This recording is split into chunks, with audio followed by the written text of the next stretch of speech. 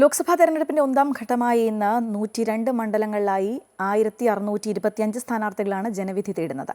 ഇതിൽ 1491 പേർ പുരുഷന്മാരും 134 പേർ സ്ത്രീകളുമാണ്. 16.63 കോടി വോട്ടർമാരാണ് വോട്ടവകാശം വിനിയോഗിക്കുക.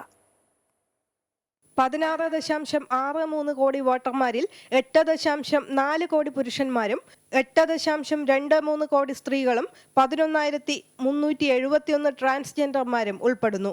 35.67 ലക്ഷം പേർ കന്നി വോട്ടർമാരാണ്.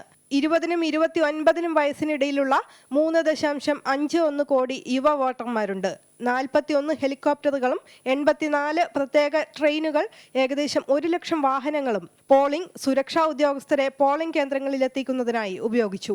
തെരഞ്ഞെടുപ്പ് നീതിപൂർവകമായും സുഗമമായും നടത്തുന്നതിനായി ആവശ്യമുള്ള പോളിംഗ് സ്റ്റേഷനുകളിൽ കേന്ദ്രസേനയെ വിന്യസിച്ചിട്ടുണ്ട്. 50%-ലധികം പോളിംഗ് സ്റ്റേഷനുകളിൽ വെബ്കാസ്റ്റിംഗ് നടത്തും. എല്ലാ പോളിംഗ് സ്റ്റേഷനുകളിലും മൈക്രോ ഒബ്സർവർമാരെയും വിന്യസിച്ചിട്ടുണ്ട്. 4627 ഫ്ലൈയിംഗ് സ്ക്വാഡുകൾ, 5208 സ്റ്റാറ്റിസ്റ്റിക്സ് സർവൈലൻസ് സംഘങ്ങൾ, 2028 വീഡിയോ നിരീക്ഷണ സംഘങ്ങൾ, 1255 വീഡിയോ വ്യൂയിംഗ് ടീമുകൾ എന്നിവരെയും പൊതുനിരീക്ഷകർക്ക് പുറമെ നിയോഗിച്ചിട്ടുണ്ടെന്ന് തെരഞ്ഞെടുപ്പ് കമ്മീഷൻ അറിയിച്ചു. എല്ലാ വോട്ടർമാരും ഉത്തരവാദിത്തത്തോടെയും അഭിമാനത്തോടെയും വോട്ട് രേഖപ്പെടുത്തണമെന്ന് മുഖ്യ തെരഞ്ഞെടുപ്പ് കമ്മീഷണർ രാജീവ് കുമാർ ആഹ്വാനം ചെയ്തു. 1374 അന്തർ സംസ്ഥാന അതിർത്തികളിലും 162 അന്തർദേശീയ അതിർത്തി ചെക്ക് പോസ്റ്റുകളിലും കർശനമായി നിരീക്ഷണം ഉറപ്പാക്കിയിട്ടുണ്ട്. കടൽ, വ്യോമ റൂട്ടുകളിലും കർശന നിരീക്ഷണവും ഏർപ്പെടുത്തിയിട്ടുണ്ട്.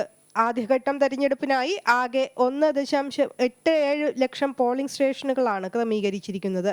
18 ലക്ഷം ഉദ്യോഗസ്ഥരെയും വിന്യസിച്ചിട്ടുണ്ട്. 5000 പോളിംഗ് സ്റ്റേഷനുകളിൽ തെരഞ്ഞെടുപ്പ് ചുമതല പൂർണ്ണമായും വനിതാ ഉദ്യോഗസ്ഥർക്കാണ്. അമൃത ന്യൂസ്, ന്യൂഡൽഹി.